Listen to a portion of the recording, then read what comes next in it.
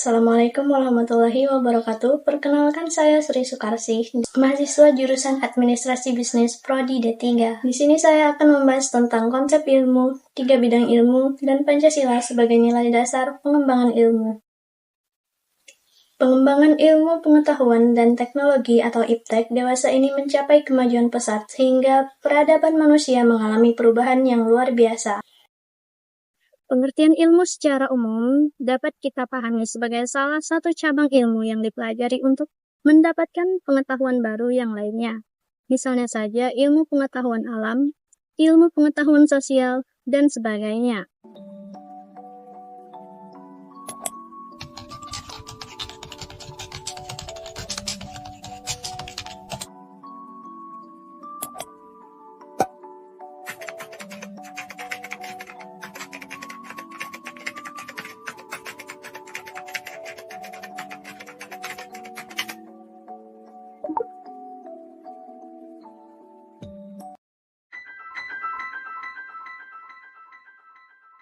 Menurut Oxford Dictionary, pengertian ilmu yaitu aktivitas berpikir yang mencakup suatu sistematika, struktur, dan perilaku. Sementara itu, pengertian ilmu dalam perspektif Kamus Bahasa Indonesia, kata ilmu memiliki arti pengetahuan terkait bidang tertentu dan dibuat secara sistematis. Konsep ilmu menurut Indonesian Journal of Islamic Teaching, ilmu pengetahuan pada dasarnya lahir dan berkembang sebagai konsekuensi dari usaha manusia untuk memahami realitas kehidupan dan alam semesta, serta menyelesaikan permasalahan hidup yang terakumulasi hingga membentuk tubuh ilmu pengetahuan yang memiliki strukturnya sendiri. Sebelum abad ke-17, ilmu masih menyatu dengan filsafat. Setelah itu, ilmu berkembang menjadi lebih spesifik, yaitu yang pertama ilmu alam, ilmu sosial, dan ilmu humaniora.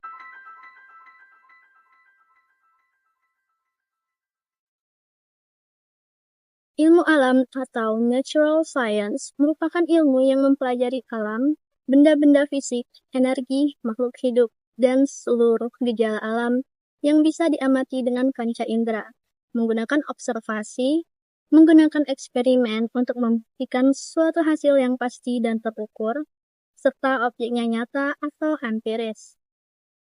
Ilmu alam mempelajari fenomena fisik dan biologi seperti fisika, kimia, biologi, dan geologi. Contoh penerapannya dalam bidang kesehatan, ilmu alam, khususnya biologi dan kimia, dipakai untuk membuat obat dan vaksin, menganalisis virus dan bakteri, serta pemahaman anatomi manusia. Ilmu alam juga digunakan untuk mengukur kualitas air, udara, dan tanah, pengolahan limbah, melestarikan ekosistem, serta memetakan daerah rawan bencana. Ilmu sosial atau social science merupakan ilmu yang mempelajari manusia dalam konteks kehidupan sosial, hubungan antar manusia, kelompok, dan masyarakat. Banyak menggunakan observasi sosial, survei, dan wawancara. Hasilnya tidak selalu pas karena manusia berbeda-beda. Mengkaji fenomena sosial, ekonomi, politik, budaya, dan psikologi. Ilmu sosial mempelajari perilaku manusia dan masyarakat seperti sosiologi, ekonomi, politik, hukum, dan antropologi. Contoh penerapannya mengidentifikasi masalah sosial di masyarakat seperti kemiskinan, pengangguran, kenakalan remaja, dan ketimpangan sosial. Merancang kebijakan publik seperti bantuan sosial, kebijakan pendidikan, serta pengembangan desa, dan perkotaan. Dalam dunia pendidikan, sosiologi digunakan untuk memahami hubungan antar guru dan murid, mengetahui faktor yang memengaruhi prestasi siswa, memahami budaya sekolah, serta menghindari perundungan. Ilmu humaniora atau humanities merupakan ilmu yang mempelajari nilai makna, budaya, bahasa, sejarah, filsafat, serta segala yang berkaitan dengan ekspresi manusia. Humaniora lebih fokus pada pemaknaan ketimbang eksperimen, menggunakan analisis, kritis, interpretatif, dan reflektif, mempelajari nilai moral serta makna hidup, dan banyak meneliti karya seni sejarah sampai bahasa. Contoh penerapannya dalam pelestarian budaya nasional, humaniora digunakan untuk meneliti dan menjaga tarian tradisional, bahasa daerah, kerajinan lokal, dan sejarah daerah. Humaniora dalam pendidikan karakter dan etika berperan dalam membentuk akhlak dan moral siswa, serta mengajarkan nilai kejujuran, empati, dan toleransi. Dalam diplomasi dan hubungan antar budaya, humaniora digunakan untuk memahami budaya negara lain, menjalin kerjasama internasional, serta mencegah konflik karena perbedaan budaya. Pancasila sebagai orientasi pengembangan humaniora di Indonesia bertitik tolak dari kesadaran bahwa manusia hidup di tengah-tengah tiga lingkungan, yaitu lingkungan material, lingkungan sosial, dan lingkungan simbolik. Lingkungan material terkait dengan lingkungan buatan manusia seperti rumah, jembatan, peralatan, dan lainnya. Lingkungan sosial ialah organisasi sosial, gaya hidup, dan lain-lain. Dan terakhir, lingkungan simbolik ialah segala sesuatu yang meliputi makna dan komunikasi seperti bahasa, nyanyian, seni, upacara, tingkah laku, konsep, dan lain sebagainya. Akan tetapi, ilmu tidak boleh dikembangkan secara bebas, tanpa nilai, tetapi harus selaras dengan nilai-nilai Pancasila, agar ilmu membawa manfaat bagi manusia dan bangsa. Maka dari itu, Pancasila menjadi pedoman, moral, etika, arah, dan tujuan dalam setiap kegiatan keilmuan di Indonesia. Dengan kata lain, Pancasila sama dengan kompas moral untuk mengarahkan perkembangan ilmu. Secara ontologi, Pancasila pada hakikatnya adalah sebuah sistem nilai atau prinsip yang mendasari bentuk negara Indonesia. Kompas itu mengatakan hormati Tuhan, perlakukan manusia dengan adil, jaga persatuan, pecahkan masalah dengan musyawarah, serta berbuat adil bagi semua. Karena sifatnya memberi arah, maka Pancasila dianggap nilai dasar dalam ontologi. Pancasila bukan hanya sekedar tulisan atau rumus, tetapi nilai moral, nilai hidup bersama, nilai bagaimana manusia seharusnya bersikap, dan nilai bagaimana negara harus dijalankan. Konsep Pancasila sebagai dasar nilai pengembangan ilmu pernah dikemukakan oleh Profesor Noto Nagoro, anggota Senat Universitas Gadjah Mada, sebagaimana dikutip oleh Profesor Kusnadi Harji Sumantri, yang menyatakan bahwa Pancasila merupakan pegangan dan pedoman dalam usaha ilmu pengetahuan untuk dipergunakan sebagai asas dan pendirian hidup, sebagai suatu pangkal sudut pandang dari subjek ilmu pengetahuan dan juga menjadi objek ilmu pengetahuan atau hal yang diselidiki. Setiap ilmu pengetahuan dan teknologi atau IPTEK yang dikembangkan di Indonesia haruslah tidak bertentangan dengan nilai-nilai yang terkandung dalam Pancasila. Kedua, bahwa setiap IPTEK yang dikembangkan di Indonesia harus menyertakan nilai-nilai Pancasila sebagai faktor internal dan pengembangan IPTEK itu sendiri. Ketiga, bahwa nilai-nilai Pancasila berperan sebagai rambu normatif bagi pengembangan IPTEK di Indonesia. Artinya mampu mengendalikan IPTEK agar tidak keluar dari cara berpikir dan cara bertindak bangsa Indonesia. Dan keempat, bahwa setiap pengembangan IPTEK harus berakar dari budaya dan ideologi bangsa Indonesia sendiri, atau yang lebih dikenal dengan istilah indigenisasi ilmu.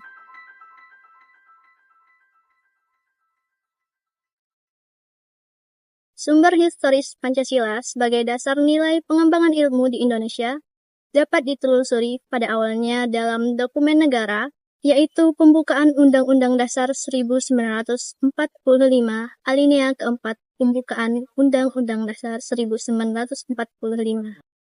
Kata mencerdaskan kehidupan bangsa mengacu pada pengembangan IPTEK melalui pendidikan.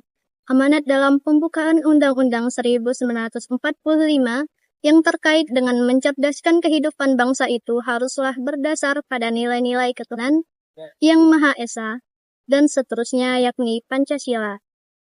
Proses kemanusiaan, solidaritas, kebangsaan, musyawarah, dan keadilan merupakan pencederaan terhadap amanat pembukaan Undang-Undang Dasar 1945 yang merupakan dokumen sejarah bangsa Indonesia.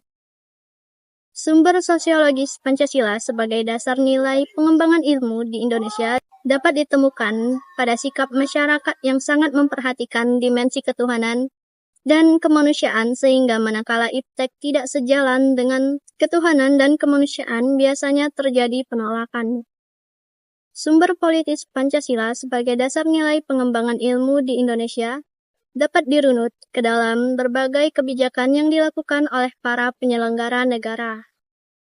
Pada zaman Orde Baru, Presiden Soeharto menyinggung masalah Pancasila sebagai dasar nilai pengembangan ilmu ketika memberikan sambutan pada Kongres Pengetahuan Nasional pada 18 September 1986 di Jakarta. Hubungan Pancasila dan pengembangan ilmu berdasar tiap sila. Yang pertama, ketuhanan yang Maha Esa, ilmu harus menghormati nilai ketuhanan, tidak boleh bertentangan dengan moral dan etika, serta tidak digunakan untuk merusak martabat manusia. Ilmu tidak boleh dijadikan alat untuk mendominasi atau menindas orang lain. Dalam bidang-bidang seperti bioteknologi, genetika, dan kedokteran, prinsip ini sangat relevan di mana moralitas dan penghormatan terhadap kehidupan menjadi acuan utama.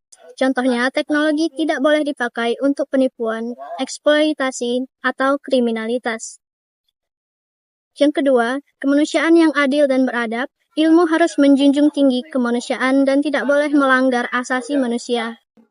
Pengembangan ilmu harus didasarkan pada penghormatan terhadap martabat manusia dan nilai-nilai kemanusiaan. Penelitian dan inovasi harus dilakukan dengan mempertimbangkan dampaknya. Contohnya, penelitian medis harus memperhatikan keselamatan manusia, tidak menyiksa, dan tidak melanggar etika penelitian. Yang ketiga, Persatuan Indonesia, ilmu harus memperkuat persatuan nasional, tidak memecah belah masyarakat, serta mengembangkan sains yang bermanfaat bagi bangsa. Ilmu harus menjadi sarana untuk memperkuat persatuan bangsa dengan cara memberikan manfaat yang merata bagi seluruh rakyat Indonesia, tanpa memandang suku, agama, ras, atau golongan. Contohnya, teknologi komunikasi digunakan untuk meningkatkan integrasi bangsa, bukan penyebaran hoaks yang memecah persatuan.